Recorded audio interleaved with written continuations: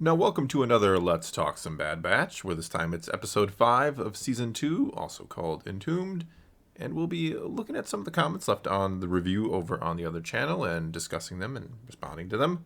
But first, let's get to your very brief review of this episode. Well, the episode definitely was just kind of a general audience type episode. It wasn't spectacularly delving deep into lore. It was just kind of a fluffy, here, look, the Bad Batch are doing an adventure. An adventure of the week. That was... Kind of, yeah. Yeah, that was just kind of it.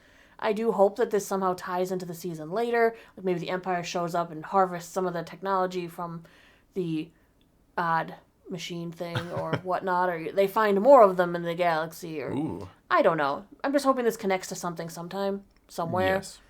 Because that'd be more interesting. Yes, more interesting than never visiting any of this ever again. All right, well, let's get to the comments then. Let's kick it off with the top-rated one. All right, first comment. Yes, please. Imagine you are a kid and haven't seen yet Indiana Jones, Tomb Raider, etc., and this is the first time you come across something like that. I'd have loved it as a kid. The one thing that bugs me is the part when they got separated. One group has to solve the puzzle with the rotating ceiling or else they're done. The other group just walks there. Yeah, that was... I didn't even realize how kind of stupid that was the first time I watched it. Kind of on my second viewing when I'm getting clips and stuff and writing my review, I was like, wait a minute, they just kind of show up at the same spot they had to go through this, tunnel of death to get to.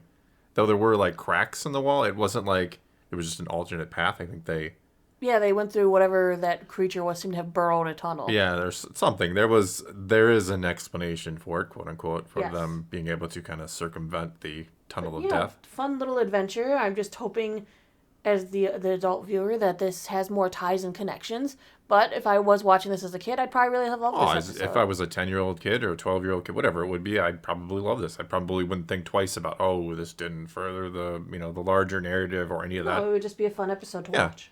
I think that's kind of the problem of the show is I think it finds itself stuck between knowing like kids are going to watch this and it's going to be an entry point for a lot of young people into Star Wars, and you have adults who actually want it to be something a little more. Right, it's a very fine line they're trying to walk here. Yeah, and sometimes I think they stumble on one side or the other because we've had some very adult episodes that I'm not sure a 10-year-old would necessarily be, would be appropriate for them to see, like just flat out executions and people set on fire like we see in season 1. But hey, it is what it is, I guess. All right, the next comment comes from Ben Costello. I felt like this one was one of the better single episodes, pure adventure entries so far. But I don't get why the creators are seemingly unwilling to let the actual Bad Batch shine or receive any real characterization in a show called The Bad Batch. They're mostly just passive side characters doing stereotypical things for their type every few minutes just to remind us they're there. What did we see from any of them? Hunter and Echo thinking about whether treasure hunting would be a good thing to do, like for 3 seconds before caving in inexplicitly. Hunter saying, we've almost died, but let's keep going because Omega and Reckless pirate friend want to again inexplicably. Yeah. Again, it kind of goes back to the first comment or what we were talking about, how sometimes you kind of lean more towards the childish aspect. Because if this is a straight up kids show, if you're not expecting adults to watch this, of course the child is going to be the one kind of progressing everything. Well, I want to go do this, I want to go do that. It's kind of catering to the child. Whereas if you're an adult, you're like, well, why would I put this child in this dangerous situation? Like, we're almost dying around every corner. Yeah, let's just keep going. You'll be fine, Omega. We'll figure it out. Well, one thing I'm sad at is I feel like they may have just abandoned the character development we got out of Tech last episode. I thought we were finally going to see a little bit new side to Tech, and I thought maybe he'd be chasing this thrill seeker a little bit. Just to, that could have been interesting if he was like, yeah, let's do this. Or if he was kind of enjoying this a little bit. Not enjoying throwing away the fact that he is an analytical mind and everything and analyzes things. But maybe he would get a little thrill out of treasure hunting because he got a little thrill last week with the pod racing. He smiled, gave a little wave to the crowd. I thought maybe it'd be cool if they explored that and when like, maybe Tech's getting a little more reckless than he used to be. Now this is treasure hunting. To kind of just continue to show growth within the clones and not just, hey, that episode's over. Yeah, it's like we reset them again back to trope. Yeah. Wait, hey, that episode that he grew, that's over now. He's back to being a human computer. Yeah, I mean, in the first episode, we see that Echo he's putting up a fight against Hunter. Like, hey, we should be doing something important. We should be doing this. In this episode, he's like, I don't think we should go. But Omega's like, I think we should. All right, I guess so. I know they kind of threw aside character development in a favor of adventure. Exactly. It's a little sad. Plus, I'm not sure if I like Fee. I think that it we'll would have been better served. I think there's a comment about Fee, so yeah, okay. We'll save it for that. Then we'll move on then. Next set of comments, Mac Welsh. I was expecting treasure from the Old Republic era, or maybe even High Republic era, not the giraffe machine from Horizon Zero Dawn, the long necks or something. Yeah, we played that, yes. Oh. And I hope I'm pronouncing this correctly. Danko Kemcheveski reminded me of Ghibli films such as Lupita and Noesca, where such enormous destructive machines are suddenly activated and have to be deactivated. The plot reminds me of the episode of Going to Dooku's Castle. They go there only to get money. Nothing else is explored.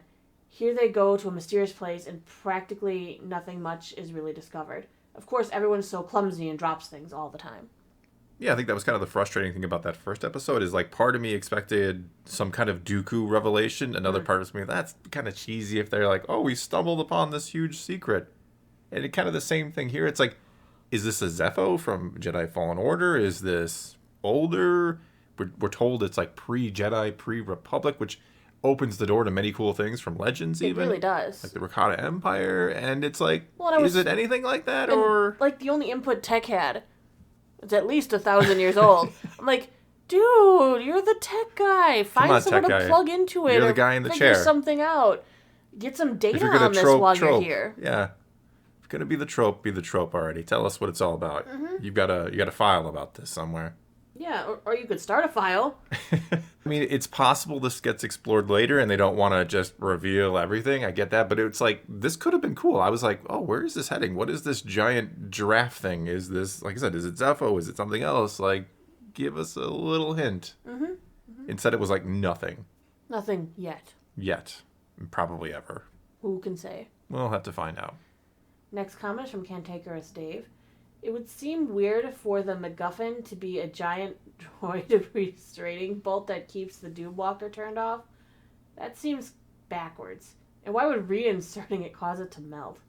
Yeah, I was confused by that too. The second time I watched it, I realized they put it into a different slot. I think they're over. Yeah, because they get it from like somewhere down deep into in the crevices. Probably shouldn't use that word, but within the crevices, and they pull it out, and later on they're like kind of in the control room.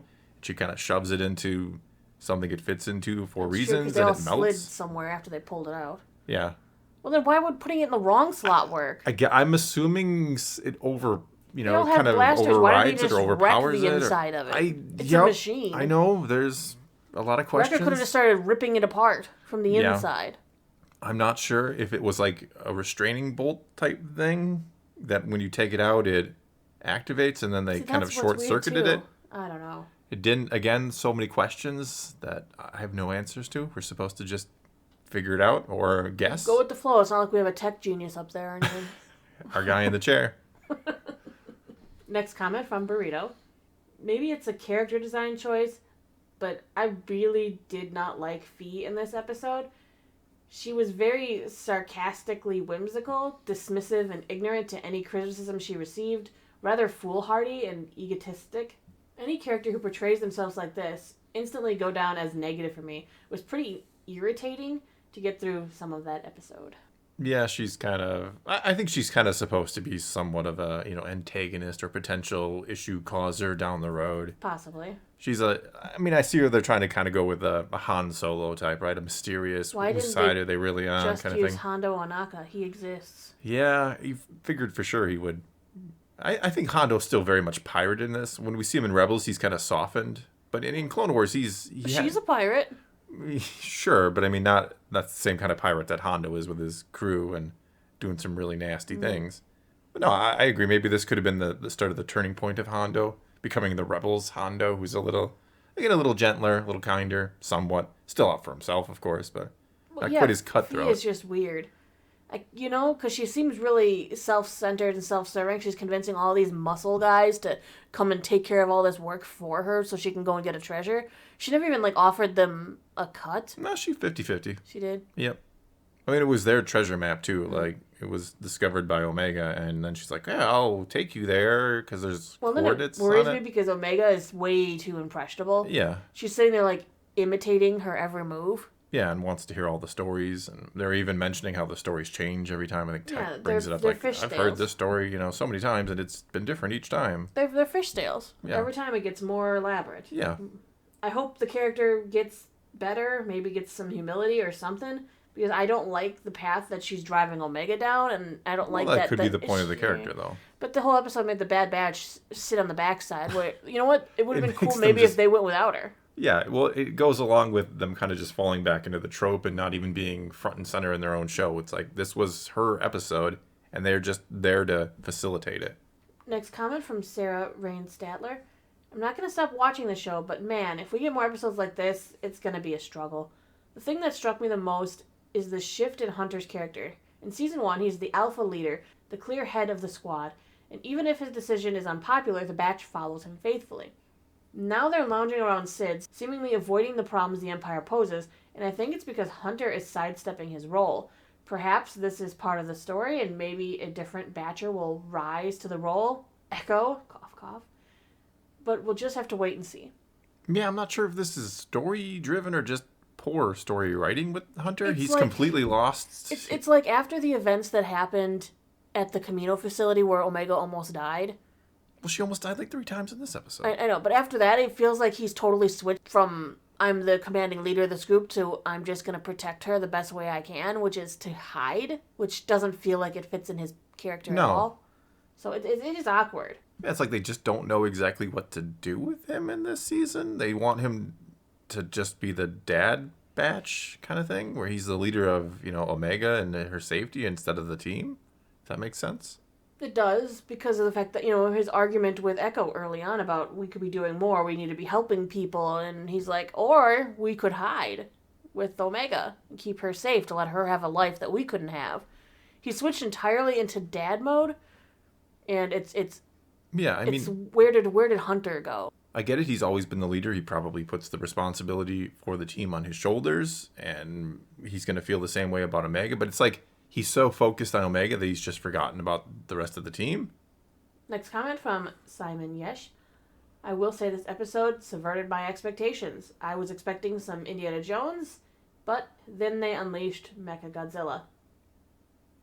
I'm not doing it. I know you're not doing it. Your Godzilla voice. That's a Me Monday thing, and I don't want to scare anyone. Sorry, I do a Godzilla impression, but it's really, really loud. Yeah, it'll hurt your ears or blow your speakers. So I'm not doing it. But no, that was an there were so many callbacks. You could, Indiana Jones, the Hobbit with the Arkenstone or the Heart of the Mountain. I've seen people say Power Rangers, Godzilla.